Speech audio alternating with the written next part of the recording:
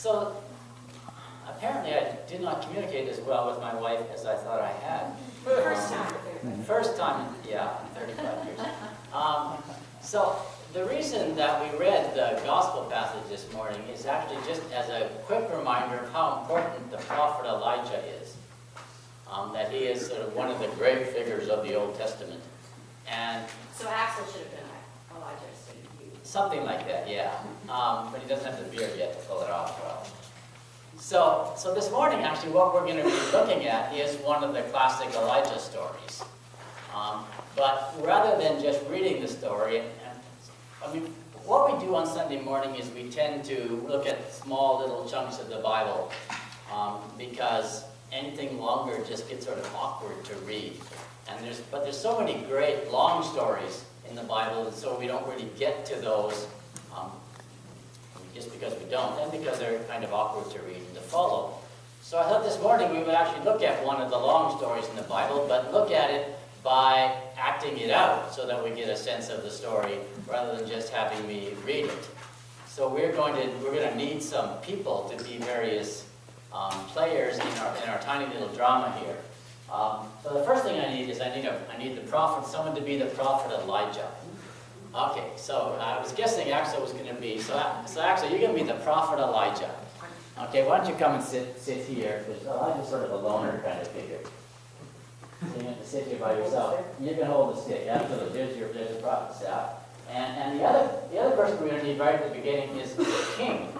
And I was wondering who was going to be the king, and then I realized we have a king in church already. Because Edith is the king. Right? So would you like to be the king this morning? Okay, there you go. And if you want to come and move back here and sort of sit in the midst of your people. Okay, these can be your people here, and you can continue to be the king. Okay, so this is the story. This story is found in 1 Kings 1 if you ever want to actually read it for yourself. But for now, we're going to tell the story. So this is a story about the king, whose name is, I've forgotten the king's name. That's not a good start, is it? Pardon me? Edith? Edith. No, that's we're going to get... Edith. Yeah, Edith. I should remember this. This is really bad. No, that's second. That's 1 Kings. I'll get there. Okay. 1 Kings 1. Ahaziah. Yeah, it's not the world's greatest name, but like Edith. Right, sort of like Edith. Right. So Ahaziah is in his/her castle, and she falls through the floor because she's on the second floor, and some people don't make castles like they used to, right? So she fell through the floor, gravely injured, right? So injured that she's lying in her bed, not sure if she's going to live. King Ahaziah is just not doing well. So she calls a messenger. So who wants to be a messenger for the king? Need one of your people to be a messenger for the king. You'll be the messenger? Okay, so she calls a messenger over, and she says, I want you to go over to Ekron, which is the neighboring country, and I want you to go to the god of Ekron and ask the god of Ekron if I'm going to live or not. Which sounds like an odd kind of request, but anyway, the messenger does what she's told.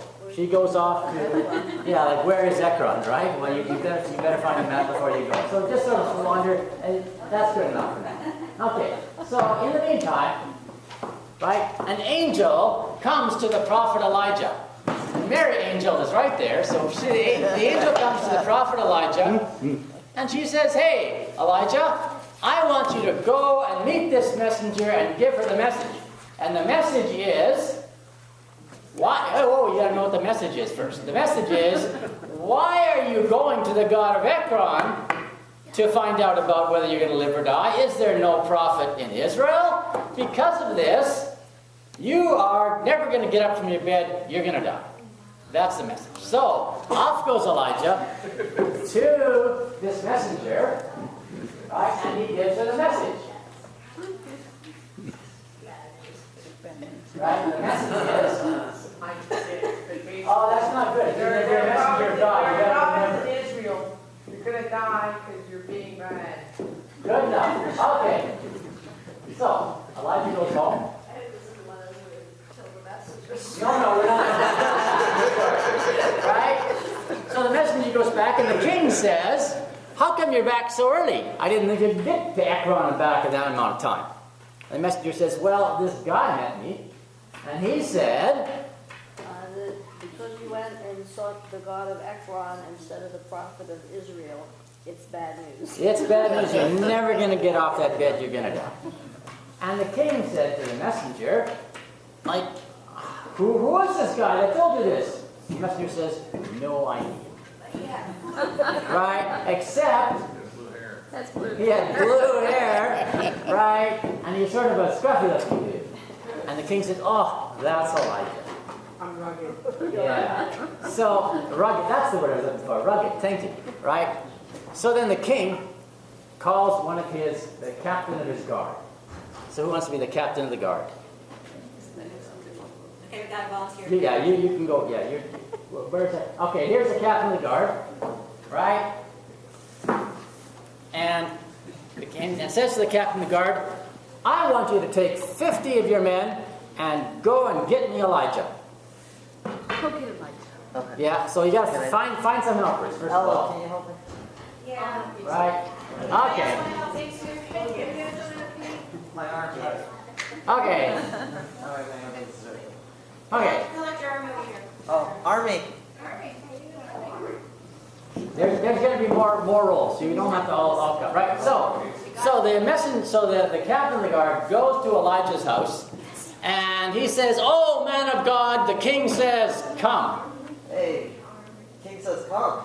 And Elijah says, "If I'm a man of God, may fire come down from heaven and burn you up and all the people with you." I have a question. Uh-huh. Were video games made in the ancient? Absolutely none. No. Oh, come on. But there was actual fire that came down from heaven and burned up Okay.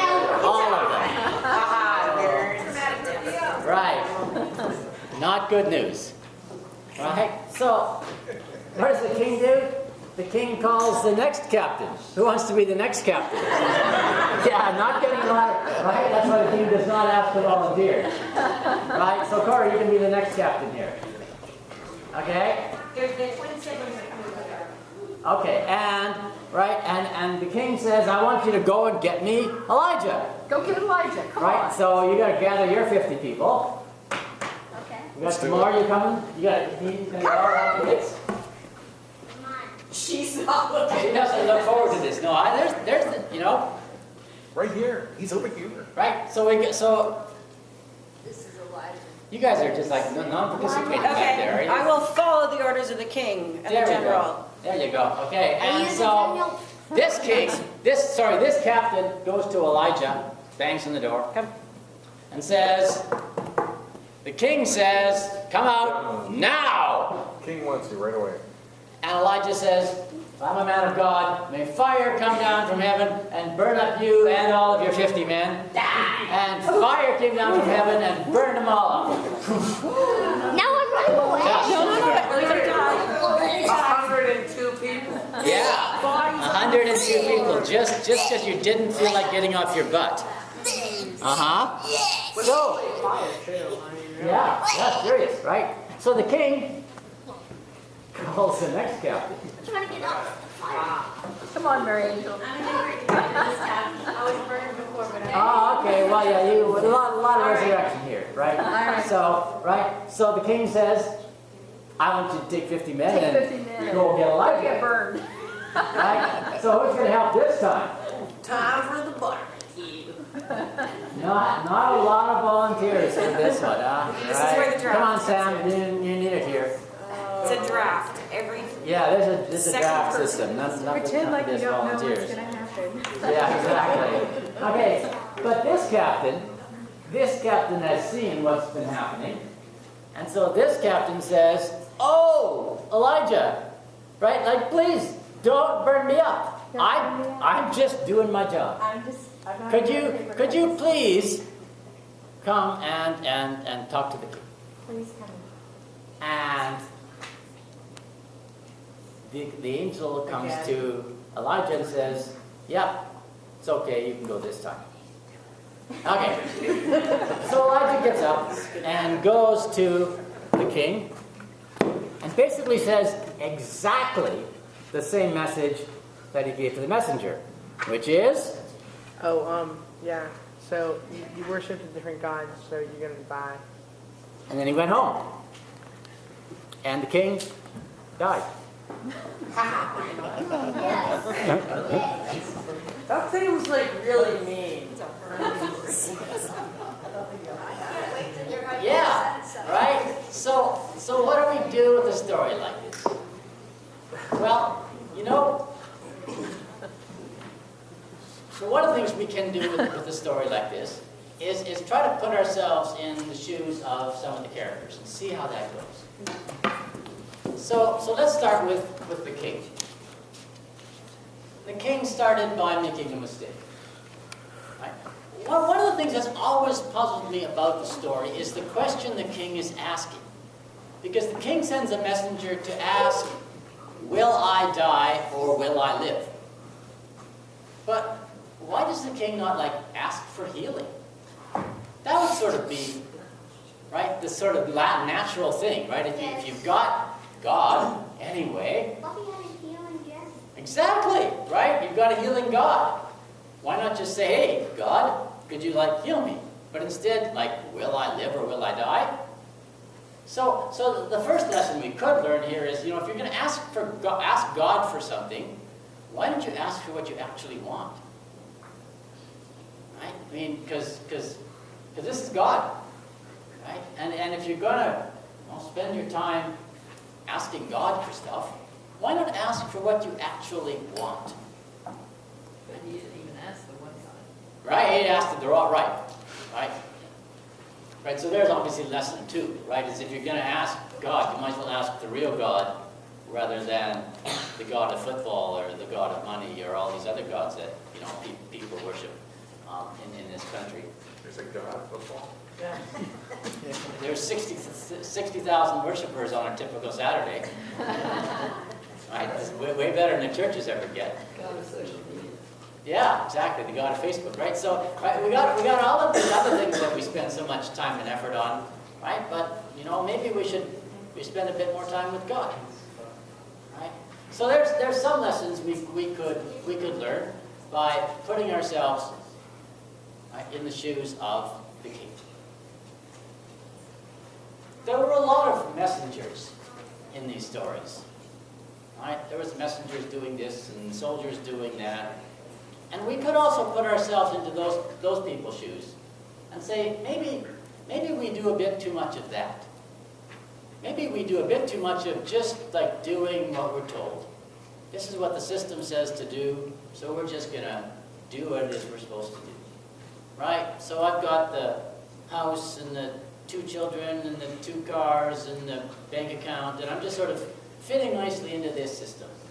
And I know that it's a horrible system.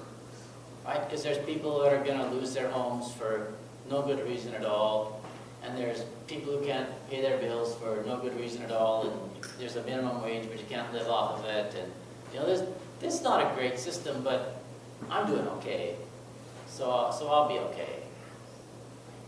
And so maybe we need to put ourselves in into the place of these various messengers and soldiers and go, maybe we shouldn't spend quite so much energy fitting into a system that isn't worth fitting into. That if the first soldier had, instead of doing his job in a straightforward way, tried to be a bit polite and a bit countercultural and ask, right, that he'd end up alive. Right? And the second soldier didn't even learn from the first soldier, and finally the third soldier figured out maybe politeness would be better than demanding. We can put ourselves in Elijah's shoes, but it's hard to imagine how to do that too much. Right? But, Elijah was very clear of the power he had. Elijah said, if I'm the man of God, this is what's going to happen. And it happened. And thankfully, most of us don't have the authority to burn up 102 people. Because, we've all had bad days. Right? I mean, there's nothing, right? I always think that, like people always imagine Jesus as having all of this power. And there are stories that the early church wrote about Jesus as a 5-year-old with all the power in the universe. And there's nothing more scary than a 5-year-old with all the power in the universe. Right? But the other side of that, right, is that all of us here have power. Right? And it's not much, but it's some. And that's the power that I'm responsible for. Right? That I'm an old white man. Right? But there's a certain amount of cultural power that comes with being an old white man. And my question is, am I using my old white man power as best I can? Right? And each of you has a certain amount of social power. Right? Even if you're a small person. Right? Even if you're 5 years old, or 8 years old, or 10 years old, or 6 years old, you have 6-year-old power. Yeah, I know. And it may not look very scary most of the time. But the truth is that the way you treat people matters a lot. You can really make a difference as a small person in the life of your friends. Right? You can make a difference, all of you, in your jobs, right? And in all of the things you do or choose not to do or refuse to do that really matter in other people's lives. And so we can learn from Elijah that, the power we've been given is the power we've got, and how we use that matters.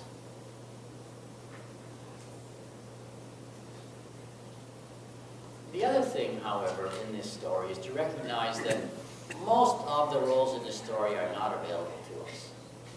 Right? The only person in this room who will ever be a king is probably Edith. And that's because she married, into the family. None of us is ever going to be given the authority to call down fire from heaven and burn up people, which honestly I'm fine with. Right? But, I don't know if you've noticed, but the number of actual female roles in this story was 0. Right? That apparently this was a world without women. Right? Elijah and Gehazi, his servant, were living together, and it was all sort of somehow all fine, not suspicious at all. Right? But there's so much about this story that's going on in the background. All these people, they ate regularly, and we don't ever hear about how they ate regularly. Right? And about all of the small people that made the king's life possible, and made Elijah's life possible, and made the whole army possible. Right? And so there's a lot of the story that just isn't really about us. It all sort of takes place at a totally different pay grade than yours and mine. But still we matter. One of the odd things about the Bible is that most of the stories are filled with people who we shouldn't imitate. Right? There's like Moses, but if you read the Moses stories, don't be like Moses. And there's David. If you read the David stories, no, don't be like David. And lots of Elisha stories, don't be like them either. Right? There's surprisingly few good examples in the Bible. But also this surprising honesty about what really awful people actually managed to accomplish for good. And so I find this so very encouraging for you and for me. That if these really basically awful people, right, God lifts them up and does amazing things, then maybe there's some hope for the rest of us. So that's your encouragement for the week. That, however much you're having a bad week, or you're not sort of feeling very great about yourself, God can still do amazing things with you. Amen. Our final song